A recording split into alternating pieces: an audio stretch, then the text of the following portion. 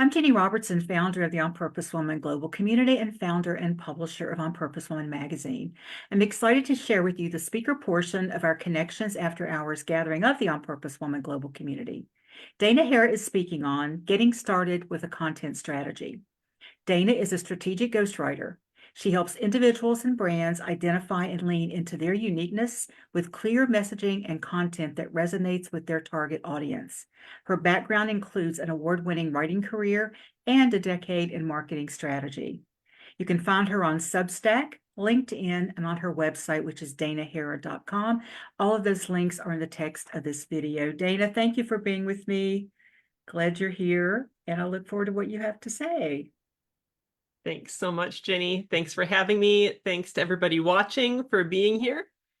We're going to talk about just getting started with your content strategy. What is the minimum viable content strategy? And how to just get over that initial hurdle of what do I say? Where do I say it? What am I doing here? I work a lot with solopreneurs, with people who are relatively early in the growth stage of their business. Some of them are not new to business, but they're new to the concept of doing their own marketing. And they want to use content. They've heard about content marketing. They know that content is one of the most reliable ways to build your reputation, to build your authority, and to bring people to you. But it's all well and good to say all that, and if you don't know where to start, you're still up a creek. So we're going to talk about I think I've got four or five things that you need to get in place so you can get started with making your content. The first thing that you need to know is about your audience. You need to be really clear on who you're talking to, because content is not about something. It is for someone. I'm going to say that again, because that's usually the question we're asking our head is, what do I write about? What do I talk about? It's not about something. It is for someone. The question is, who am I trying to help? What do they need from me? Think of it like planning a dinner party. If someone came to me and said, hey, I need you to make dinner for 8 people, I wouldn't say, okay, cool, I guess I'll make lasagna and cheesecake. I'm going to ask some questions first. Who are these 8 people? What do they like? Are any of them vegetarians? Do they have dietary restrictions? Because if they're all lactose intolerant, then lasagna and cheesecake isn't going to go down so well. Right? What kind of dinner do they expect? Are they expecting to come over for a barbecue? Are they expecting like a sit-down dinner? What's the point? Who are they? Why are they coming here? I'll have all of these questions so that I make sure the thing that I provide is what they're expecting, is what they want, and everybody ends up having a good time and a good experience. Think about your content the same way. You can't just throw something together and put it out there and hope that the right people are going to find it, especially if you don't even know who those right people are. So the first thing that you need to do is get really clear on who your content is for. You're going to create a customer avatar that could include some demographics. Demographics like, how old is your customer? Do you tend to talk more to men or women? Where are they located in the world? Do you speak to an international audience? Is it just people in your community? What do they value? Come up with a few things that are important to them. And why do they need you? What does your business have to provide to them? Do they know that they need you? All of these questions are going to affect the content that you put out for them. The second thing that you're going to need to think about are your content pillars. Earlier in this particular meeting, we were talking about what is your one thing that you want people to know you for. Because all of us are a lot of things, right? We all have a lot of different facets to ourselves. You can't be known for everything that you are. People are going to remember you for one, maybe two related things. What do you want those things to be? If you create content about marketing strategy one day and haircuts the next day and kittens the third day and then a recipe and then maybe something about writing tips, nobody knows what you're about. It all might be great content. And you might have people who really love all of it, but when they need writing tips, you're not going to be the first name that pops into their mind. You might be the first person they think of when they see a cute kitten video. So you need to concentrate your content around 1 to 3 content pillars. No more than 3. Fewer is better, but you can do more than 1. In my case, for example, I create content around content strategy and around content creation. So I talk to people about, I do deliver writing tips and tips on how to structure your content. But I also deliver information and tips on how to find your audience and what the things are that you should be talking about. That's 2 things. They're connected, they're related. People know me for content. Now, because your content is for your audience, not about you, you need to find the intersection of the Venn diagram. What your customers want and your expertise, what you can talk to them about. That intersection right there where they overlap, that's where your pillars live. If your customers don't want to hear about kittens and recipes, you can create all the content you want about it. It's going to be a lot of fun for you to make it, but no one's going to care, and it's not going to help your business. But you also can't create content around things you don't know about just because it's trendy. And that's where people are paying attention right now. I don't even know what the latest TikTok trend is, right? But I know that I'm probably not qualified to create content around it. So I'm not going to. I might get a few cheap hits because it's trendy. But if I don't know what I'm talking about, people are going to be able to tell. And that erodes authority when we're trying to build authority.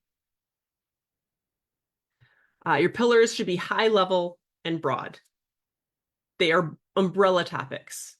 They're things that you can come up with a lot of subtopics under. So you don't need to be super specific with a pillar and say, I'm going to talk about, I don't know, say recipes for a family of 4 that can be done under 30 minutes and are nutritious. That's a little too much. But your pillar topic could be recipes that can be cooked under 30 minutes. Then under that, you can do all these other things.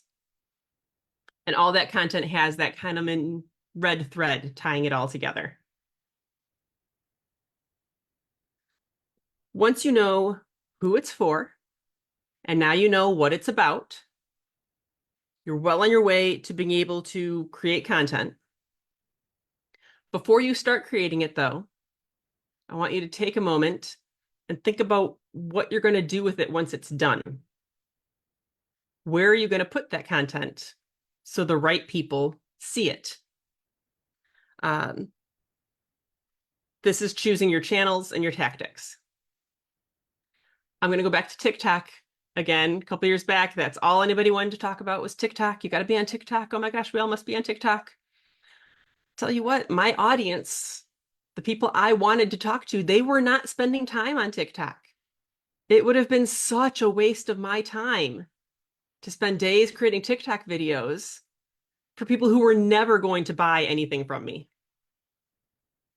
So you're going to go back again to that customer avatar that you built in step 1. You were focused before on what those people need from the content, but you also need to ask yourself, okay, where do they hang out? And where specifically are they looking for information about the thing that I do? They probably hang out in a lot of places. Where are they in the frame of mind to be open and receptive to your message? That might be a social media channel. It might be advertising. It might be emails. It might be out of home advertising, things like billboards. You need to think about where people are and meet them where they're at. They're not going to come looking for you. If you build it, they will come does not hold true for marketing. You have to take your marketing to your audience. You have to meet them where they're already at. I like to recommend for a minimum viable content plan, 2 channels, no more than 2. Start with 2 because I don't want you burning yourself out. You're going to start with a discovery channel and a relationship channel. A discovery channel is where people can stumble across you and find you. That's things like social media. A relationship channel is where you can build a deeper relationship with them. So if somebody discovers you on Instagram, then they maybe come to your blog or your portfolio or get on your email list so you can email updates to them. And that's where you're going to form a deeper relationship with them because you're coming to them over and over and over again in a predictable place, in a predictable way. If you can do 2 formats and you can get good at them and you can get comfortable with them and they're starting to show you some return and you're getting some traction, and as you get better at them, they're taking up less of your time, then you can add a third if you want. Then you can say Instagram and TikTok, Facebook and LinkedIn, whatever it might be. But start with just 2. Something that a lot of people burn themselves out on early on is they spread themselves too thin. You don't need to be on every social media channel. You don't have time or energy to spread yourself out that thin and maintain all those relationships that you're trying to build. So start with one place where people can stumble across you and one place where you can continually come back to them in a consistent way, a podcast, an email newsletter, that sort of thing. You'll also want to think about the kind of content that your audience likes to consume and that you like to make. I have gone back and forth for years on whether I should have a YouTube channel. I know that YouTube is a great content platform. It's a great way to reach people. I keep going back and forth on it because, quite frankly, I hate working with video. I don't like being on video. I hate editing video. I just don't want to deal with it. And even though I could probably get some really good results from it, I have to weigh that against how much will I dislike making it. Because the thing is, if you start on something that you know you're going to hate, you're going to give up on it. You will not stick with it. It's not going to happen. Think about most of the New Year's resolutions you've ever made. If you try to force yourself into something that you hate because it's going to be good for you, it won't last long. And if you do manage to stick it out, when it comes to content creation, if you are unhappy and hating what you're doing, it shows. People can tell. There's going to be an attitude. It's not going to be great quality work. So find something you love to do. If you like to write, then write. If you like to do video, do video. If you're a visual kind of a person, if you're artistic, create graphics, take photos. Find something that you enjoy doing that will also showcase the message you have to share. Another reason I don't really lean towards YouTube, because this is what I have to share. It's pretty cerebral. It's not real visual. I don't think it's going to make great engaging video time and time and time again.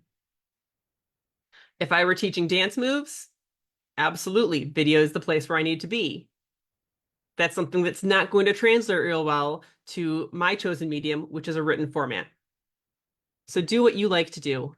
Do what displays and showcases what you have to say, and do the thing that your audience wants to consume. If your audience is not big readers, don't be churning out 2,000 word blog posts because they're not going to read them. Find some way of breaking that up into something that's more engaging to them. Uh, Finally, just a quick recap. So know who you're for, know what you're going to give them, know how you're going to deliver it to them. And the fourth piece that gets overlooked, but you need for your minimum viable content strategy is set your goals and expectations. I can't tell you how many businesses I've worked with that are frustrated because content doesn't work. And I say, okay, what is it not doing that it's supposed to? And they don't have a good answer because they never really planned out what it was supposed to do in the first place. It was just supposed to work. So know what it is you want your content to do. Set your goals. Do you want to make more sales? Okay, great. Quantify it. What kind of an increase do you want to see and what kind of a time frame so that you can gauge whether the content is working or not? Sometimes when it comes to content, sales is not necessarily the be all end all goal. If you're trying to build your reputation, it might be invitations to speak. It might be engagement. It might be how often your posts are shared. It might be mentions. It could be SEO, where you fall in Google rankings. There's a lot of ways to measure success because there's a lot of things that content can do. But the goal of your content is going to affect what you create, and it's certainly going to affect how motivated you are to stick with what you're doing. You can't say it's not working if you never gave it a job. So know the job it's supposed to be doing, tailor it to do that job. And by that, I mean, if you want sales, you need to have a sales call to action in your content. If you're not selling in your content, then don't be surprised if it's not closing more sales for you. Tailor it to the goals that you want. Know what you expect it to do. Give it a time frame. Remember that content is slower than advertising. I say commit to doing something for 3 to 6 months before you decide this is working or this is not. Because you have to give it some time to get traction. That's the glory and pain of organic media.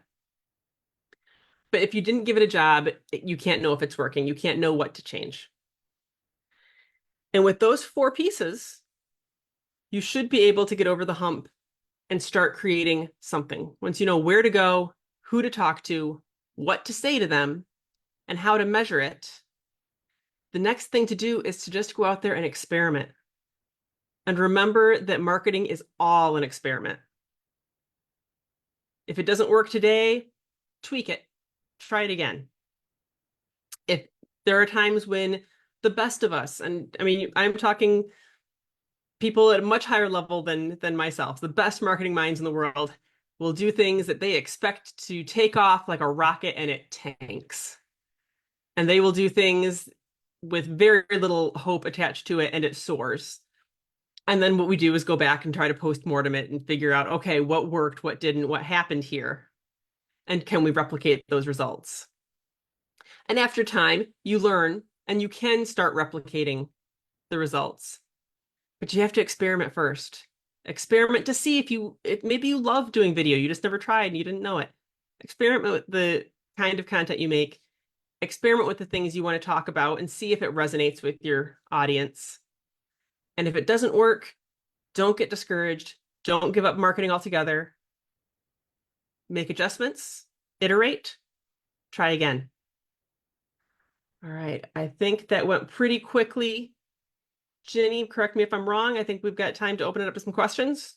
Yes, what I would like to do is stop the video and then we can get the questions offline. So people might be a little more forthcoming with what they're going to ask. So I'd like to ask those of you who are here with us on Zoom to unmute yourselves so we can give Dana our appreciation for great stuff, Dana. Thank you so much. My head is spinning a little bit right now. So good Well, before we information. start, I am actually going to throw into the chat a link to how you can get a worksheet that will walk you through all of those things I talked about. Do me a favor, wait until we're off the call before you click through it and start playing with it. see if I can. And There I we will go. make sure that goes into the text of the video as well, so people Yes, please do. can So use it will that. take you to it won't take you directly there. It will take you to a subscribe page first. It's completely fine if you just download the worksheet and unsubscribe. That's always an option. But that will walk you through all the things that I was talking about at a pretty rapid clip. Okay, wonderful. So let's do the applause now, ladies. Unmute. I can't hear you if you're not muted, if you're muted. So yay, thank you, Dana. Really good stuff. Really Yay, good that was stuff. great. So, thank you so much, Dana, for That's excellent. sharing your expertise with us. Really, and you did it in such a beautifully concise, easy to understand, simple to understand. And I know it's not going to be that simple it takes work. And it takes work, but it's really It does take work. exciting. I'd like to say it's not easy, but it is simple. So Yeah. it does take work, but it shouldn't be hard to understand. It's just it takes effort to do, like anything. Great. Great. And I want to thank anyone who's watching this live or the replay on our YouTube channel. Please check out all the other women on our channel who share their gifts, their wisdom, and their expertise to inspire you to move forward or toward whatever you want, whether it's with your business or with the rest of your life. Excuse me. If you'd like to join us for one of our Zoom gatherings, you can go to my website, opwgc.com, and find out all about the community. And that link is also in the text of this video. Thanks again for watching.